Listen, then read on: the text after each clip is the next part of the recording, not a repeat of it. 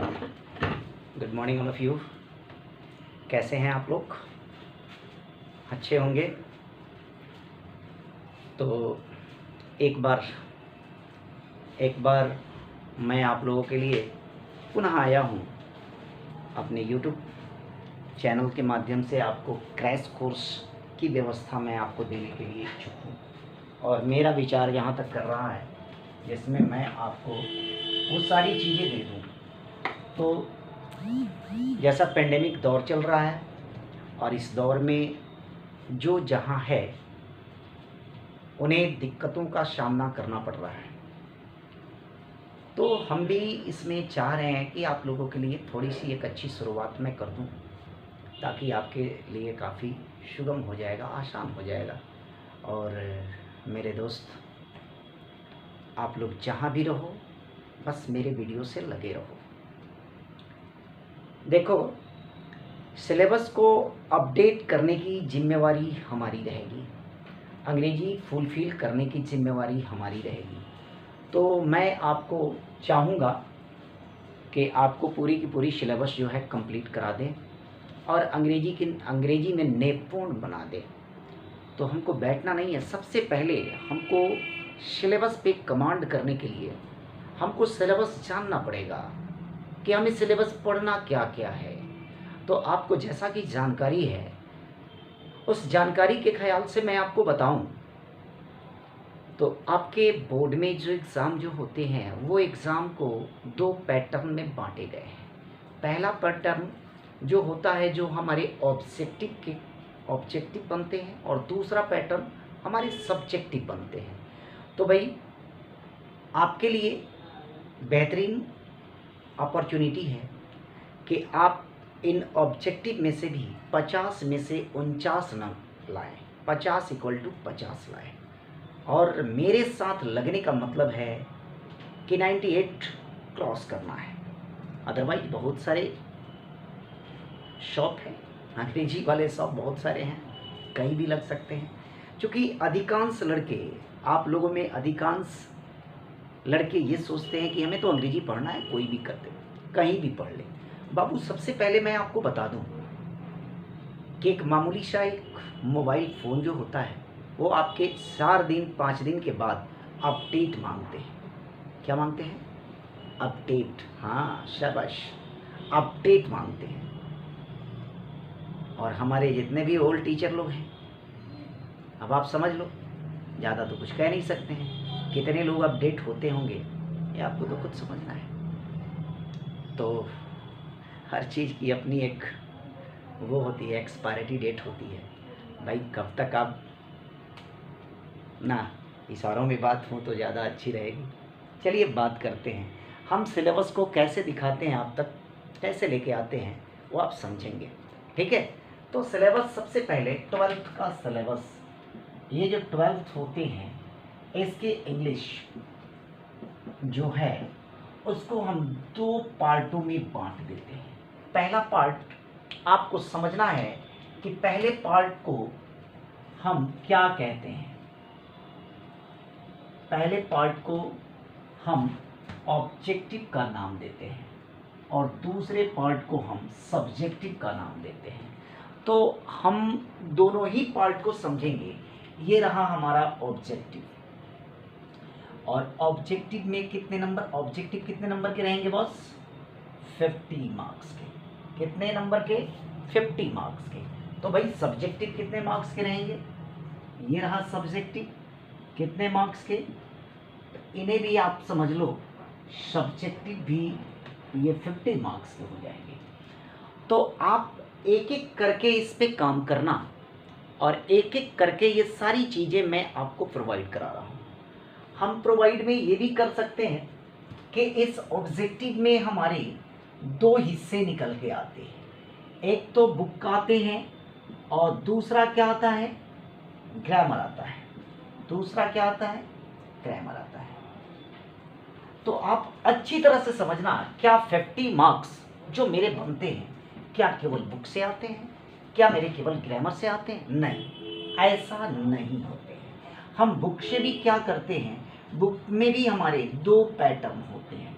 एक को आप प्रोज बोलते हो और दूसरे को आप क्या बोलते हो भाई, आप पोएट्री बोलते हो। देखो सबसे पहले आपको समझना है कि अगर आपने सिलेबस को नहीं समझा तो पूरी चीज पढ़ के भी आप बेकार रहोगे।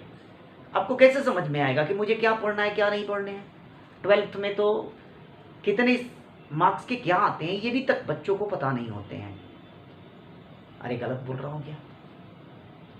शाबाश शाबाश, गलत नहीं बोल रहा, आपके लिए बोल रहा हूँ और गलत नहीं बोल रहा हूँ। इस चीज को आपको समझना पड़ेगा भाई, कब तक नहीं समझोगे, आपको तो समझना पड़ेगा। तो चलो देखते हैं हम लोग, हमारी ये जो बुक की दो पार्ट निकल के आते हैं, एक को प्रोज बोलते हैं और दूसरे को क्या बोलते हैं, पोएट्री बोलते हैं। तो भाई देखो ऑब्जेक्टिव से क्वेश्चन अगर प्रोज से हमारे 13 मार्क्स के क्वेश्चन अगर निकल के आते हैं तो पोएट्री से कितने आएंगे, 12। अगर हम इनसे 12 निकाल के दें तो इनसे 13 निकल के आएंगे। आप देख रहे हैं ना, लेकिन याद रखिएगा इसमें जो है, इस दोनों में इसमें एक और चीज भी जुड़ के आती है जिसे आपको समझना पड़ेगा, जिसका नाम है स्टोरी ऑफ इंग्लिश। यानी इस 25 में आपको स्टोरी ऑफ इंग्लिश से भी सवाल आएंगे जो कि आपको समझना पड़ेगा। इस स्टोरी ऑफ इंग्लिश से ये जो 13-12 होते हैं तो भाई 5-7 नंबर तो इनसे भी रहेंगे, ठीक है, जो ऑप्शन में आपके दिखाई देंगे। तो आप पढ़े रहोगे तब तो इसको आप क्लियर करोगे ना, जब पढ़े ही नहीं रहोगे तो क्लियर कहाँ से कर पाओगे। तो यानी कहने का मतलब है कि ये 25 नंबर तो आपके कुल टोटल मार्क्स हैं, लेकिन इसमें स्टोरी ऑफ इंग्लिश से भी 5 नंबर के आपके रहेंगे, वो ऑप्शनल में रहते हैं। आप चाहो तो अगर पढ़े हो तब तो क्लिक करोगे, अदरवाइज छोड़ दोगे। तो इन चीज़ों पर भी ध्यान देना है और इन पर भी ध्यान देना है, ठीक है। हम बात करेंगे स्टोरी ऑफ इंग्लिश की, तो उसको भी आपको थोड़ी बहुत चर्चाएं करते रहेंगे, आप दिल पे ले लीजिएगा, ठीक है ना, दिमाग में भी रखेंगे। तो मेरे भाई ये ऑब्जेक्टिव 50 में कितने नंबर हो गए, आपको 25 मिल गए, क्लियर। हम बात करते हैं ग्रामर की। हम ग्रामर में देखते हैं क्या क्या चीज़ें हमको निकल के आते हैं, देखते हैं जरा। सबसे पहले अगर हम किसी चीज़ पर बात करें तो वो हमारा निकल के आता है आर्टिकल। दूसरे नंबर में हम बात करें तो वो हमारा निकल के आता है टाइम एंड टेंस। तीसरे नंबर की हम बात करें तो वो निकल के आता है सिंटैक्स। चौथे की बात करें तो वो हमारा निकल के आता है मॉडल्स। पांचवे की बात करें तो वो हमारा निकल के आता है प्रेपोजिशन। हम बात करें प्रेपोजिशन के बाद हम बात करते हैं तो ये हमारा आता है सेंटेंस चेंज, जिन्हें आप किस नाम से जानते हो, जिन्हें आप बोले तो ट्रांसफॉर्मेशन के नाम से जानते हो। किस नाम से, ट्रांसफॉर्मेशन के नाम से। हम बात करते हैं आगे की, तो इसमें हमें पढ़ने हैं वॉइस पढ़ने हैं, हमको वॉइस के बाद क्या पढ़ने हैं, नरेशन पढ़ने हैं, और नरेशन के बाद हमको क्या पढ़ने हैं, फ्रेसेस पढ़ने हैं, ठीक है। फिर क्या पढ़ने हैं, एनालिसिस पढ़ने हैं।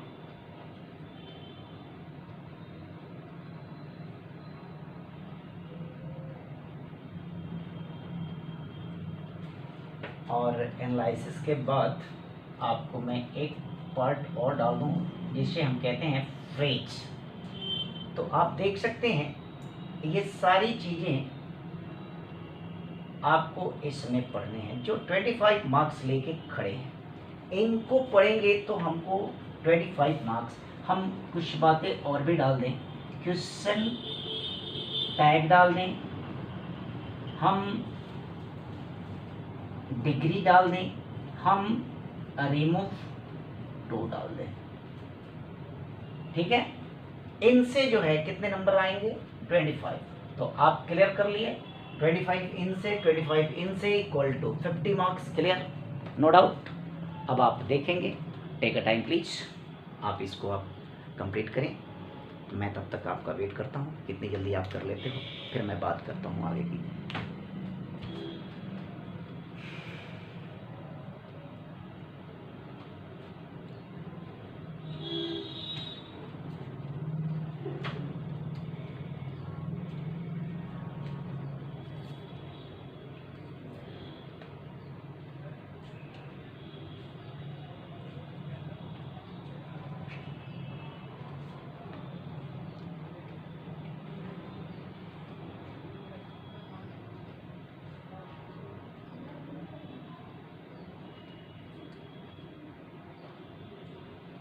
चलिए हो गए होंगे, नो डाउट पूरी क्लियर हो गए होंगे।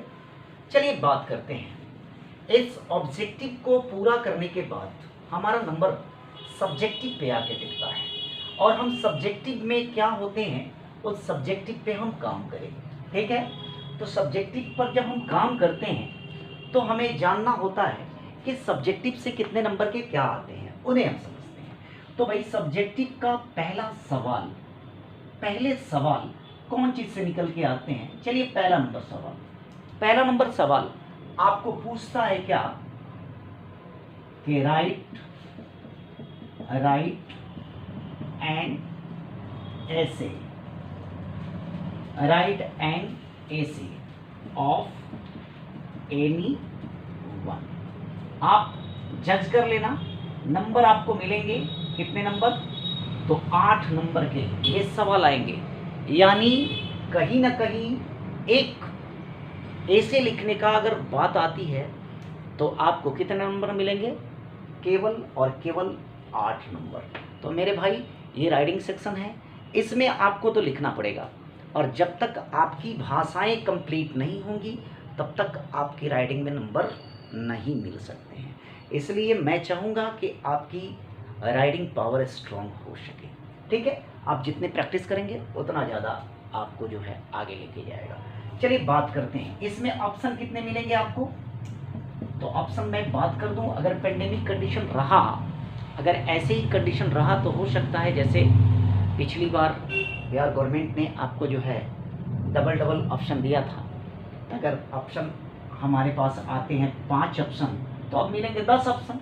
कितने ऑप्शन मिलेंगे, 10 ऑप्शन, ABCDEF G 1 2 3 4 5 6 7, ये तो डबल दे दिया, मैं इतना ही से करूं, 5 मिलेंगे, 5 से अगर ज़्यादा मिलते हैं तो 10 मिल सकते हैं, लेकिन आपको किसी एक को ही लिखने हैं, चाहे जितने भी आए डजन मैटर, वो मैटर नहीं करता है। हाँ, उसमें से एक कम से कम आपको लिखने पड़ेंगे। चलिए बात करते हैं दूसरा नंबर सवाल। दूसरा सवाल क्या आ सकता है, तो दूसरा कहता है कि एक्सप्लेनेशन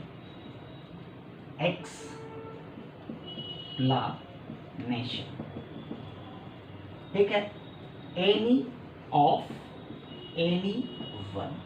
ये क्या कहता है, 1 × 4 = 4 मार्क्स। यानी एक्सप्लेनेशन क्या है, हम जैसे हम हिंदी पढ़े होंगे, आप हिंदी पढ़े होंगे तो आपको याद होगा, व्याख्या करें, साधारण प्रस्तुत गद्यांशों का या पद्यांशों का व्याख्या करने, ऐसा आता है ना सर, एकदम आते होंगे, आप जान भी रहे होंगे।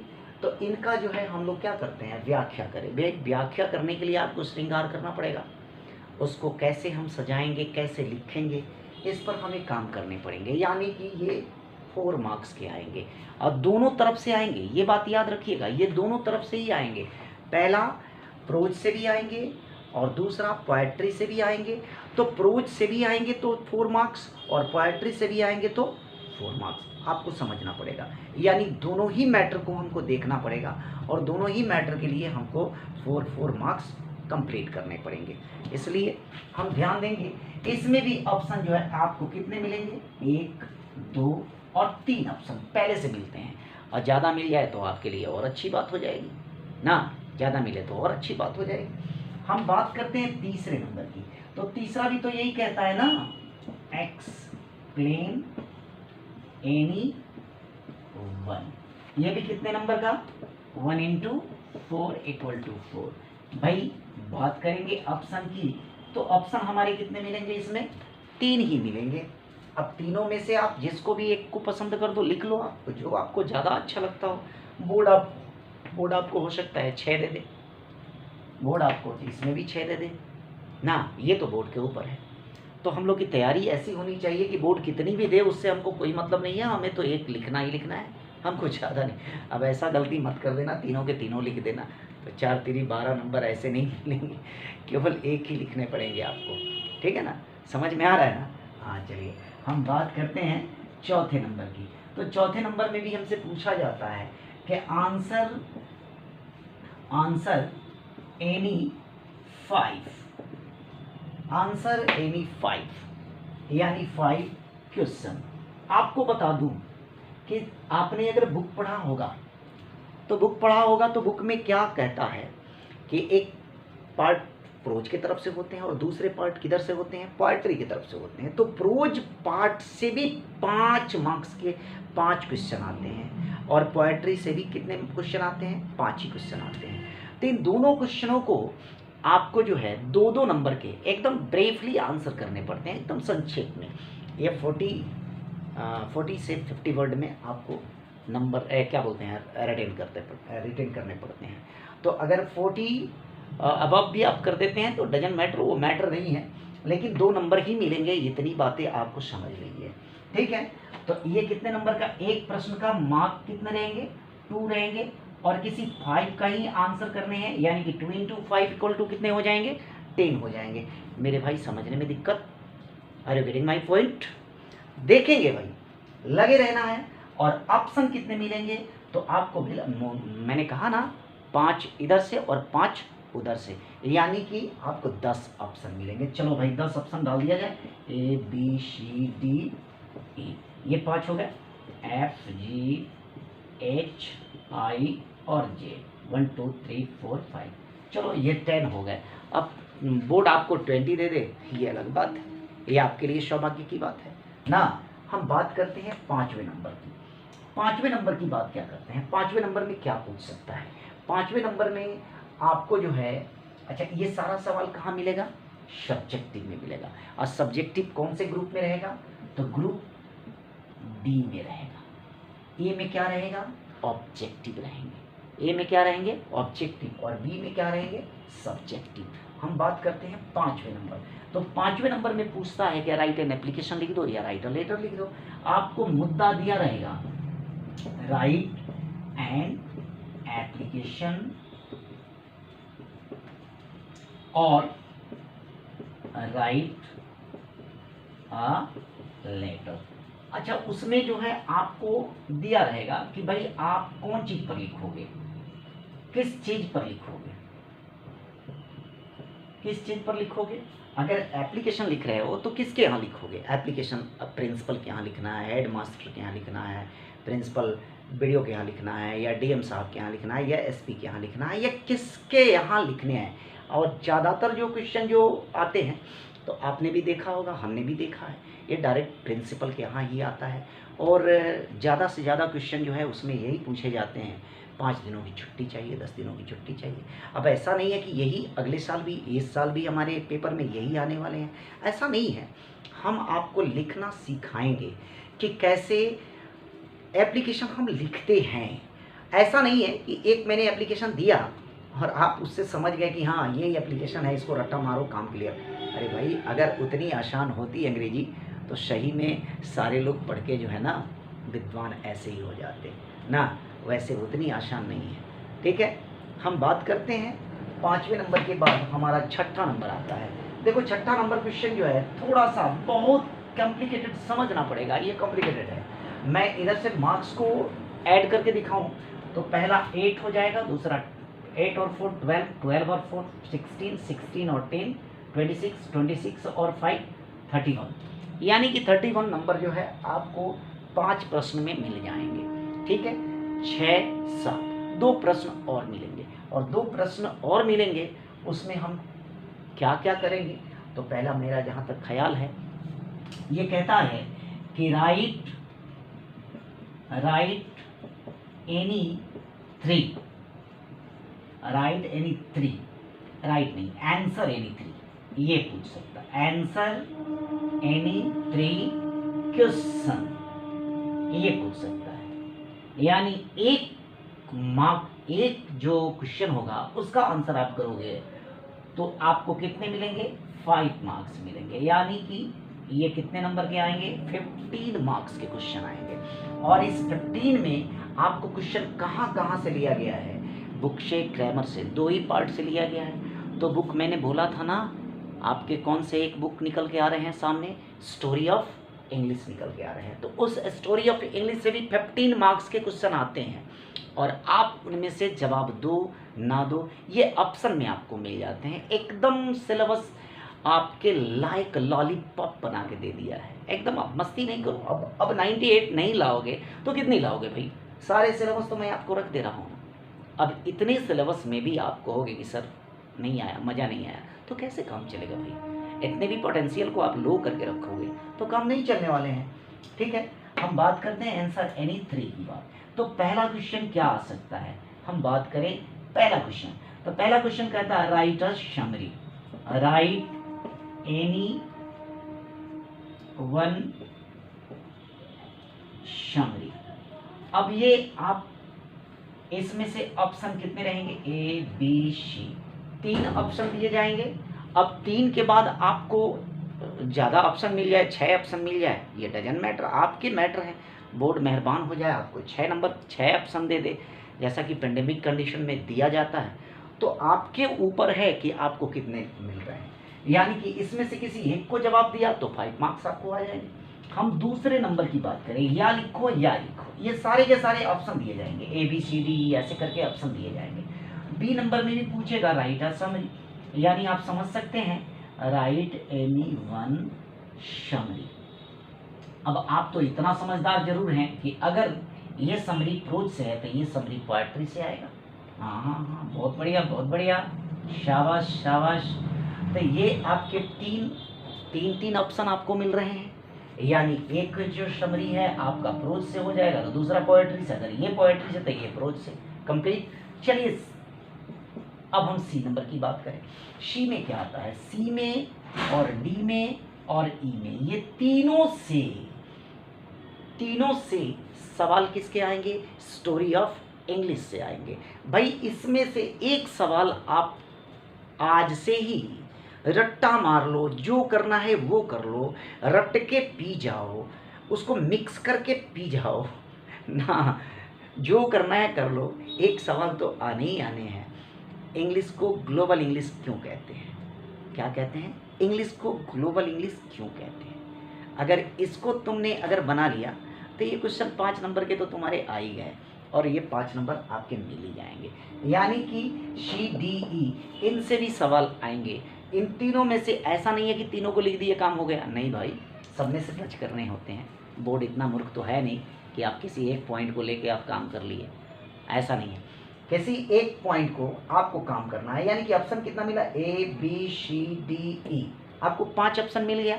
आप पाँचों में चाहो तो 3 यहीं पे 15 मार लिया, 15 मार लिया। अगर ये नहीं आते हैं तो बोर्ड फिर ऑप्शन देता है क्या? एफ। एफ में क्या करता है? जरा ध्यान दीजिएगा, ये कहता है मैच द फॉलोइंग। क्या कहता है? Match the following. भाई एक तरफ पार्ट के नाम रहेंगे, दूसरे तरफ पोएट के नाम रहेंगे, और दोनों को मिक्स करने हैं, दोनों को मिलान करने हैं। भाई आएगा कि नहीं आएगा? ये तो एकदम बिल्कुल आसान हो गया ना, ये तो वाली बच्चों वाली बात हो गई। ये तो आप लोग ज़्यादा से ज़्यादा मारोगे ना। 5 नंबर ये भी कर, अरे मुस्कुराहट आज से ही करना शुरू कर दिया, वाह क्या बात है भाई, इतने मुस्कुरा रहे हो आप लोग जैसे मैं सिलेबस दिखा रहा हूँ।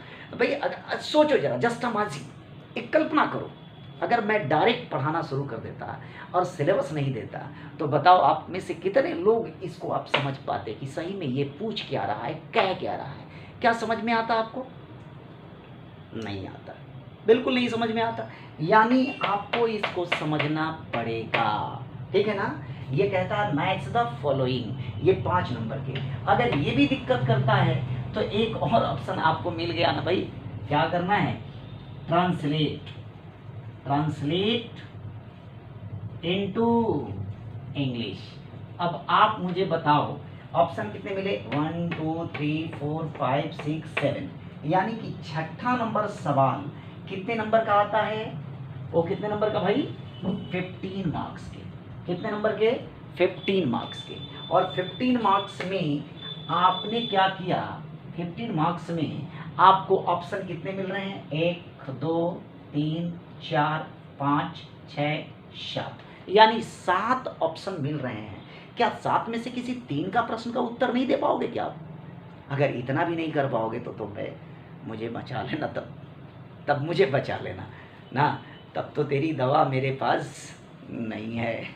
अगर तुम इतना कर सकते हो तो तुम्हारी दवा मेरे पास है, अगर नहीं किया तो भाई मुश्किल है। अच्छा चलो काम की बात करते हैं।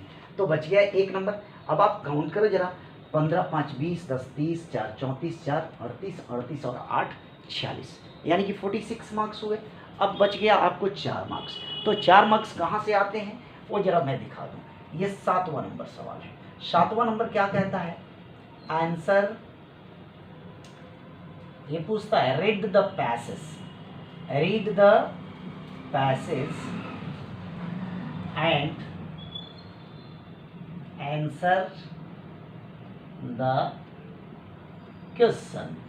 भाई क्या करता है, एक छोटी सी बात यहाँ से लेकर यहाँ तक एक स्टोरी होगी या कुछ भी होगा, इंग्लिश में ये रहता है। इनको पढ़ना है और इनसे सवाल 1 2 3 और 4 सवाल पूछेंगे। हर एक सवाल के मार्क्स कितने रहेंगे? 1 × 4 यानी कि 4 मार्क्स के। अगर ये बातें आपको नहीं आती है तो ये भी ऑप्शन कहता है और अगर ये नहीं आती है छोड़ दो इसको। यानी 7वें नंबर के लिए एक ऑप्शन और आता है और कहता क्या है? Make precious. क्या कहता है? Make precious. यानी ये भी जो है ये थोड़ी सी बातें, एक बात हो गया, ये कुछ सिलसिला है, ये लिखे हुए बहुत सारे कहानी है, कोई भी स्टेप हो सकता है, निबंध हो सकता है, पैराग्राफ हो सकता है, ठीक है ना। ये बहुत सारे लिखे हुए हैं, इन्हें पढ़ने हैं और इन्हें क्या करना है? प्रेसाइज करने हैं। प्रेसाइज का मतलब संक्षेपीकरण करने हैं, छोटा करना है। और छोटा करने के लिए आपको क्या करने होते हैं? इसमें आपको टाइटल करने होते हैं, टाइटल लिखने पड़ते हैं, इसका टाइटल लिखना पड़ता है। पूरे वर्डों को आपको क्या करने होते हैं? कलेक्ट करने होते हैं, सारे वर्डों को। ये तो मैं चैप्टर पढ़ाऊंगा तो आपको क्लियर करूंगा, ठीक है। तो ऐसा आज के क्लास में मैंने आपको क्या दिया? सिलेबस दिया। आप नो डाउट आपको समझ में आ भी रहा होगा। हम आपको दोनों हाथ जोड़ के विनती करेंगे कि भाई आप मेरे वीडियो से लगो और इन्जॉय करो, ठीक है। मैं 2 क्लास आपको डेमो दूंगा, ये समझ लो आपका पहला क्लास है जिसमें मैंने सिलेबस दिया। 1-2 क्लास और दूंगा, उसके बाद आपको जो है एडमिशन के लिए मैं बोलूँगा। और एडमिशन भी ऑनलाइन की पढ़ाई थोड़ी सी सस्ती होनी चाहिए। अरे होनी चाहिए ना, मज़ा आ गया ना। हम जानते हैं जैसे मैंने कहा सस्ती, उधर से भाई मस्ती वाली बात आ गई ना। कोई बात नहीं है, हम भी आपके साथ हैं, आप भी मेरे साथ लगे रहो और देखते हैं इस बार 98 कैसे नहीं आता है, उसको क्रॉस करके देखना है, 100 भी लाने का प्रयास करना है। और मैं आपके साथ हूँ, जब तक रहूँगा, जब तक आपके बोर्ड के एग्ज़ाम ना क्लियर हो जाए तब तक मैं कंटिन्यू आपके साथ लगे रहूँगा। यानी आप मेरे साथ लगे रहो और पूरे की पूरे वीडियो का एंजॉय करते रहो। तो कल से सिलेबस हम लोग शुरू करेंगे। ये कल से हमारा सिलेबस में सबसे पहले हम लोग शुरू कर लेंगे, किसी चैप्टर पर बात करेंगे और उस चैप्टर की शुरुआत करेंगे और लग जाना है, ठीक है। तब तक के लिए मुझे इजाज़त दीजिए, बाय, थैंक यू।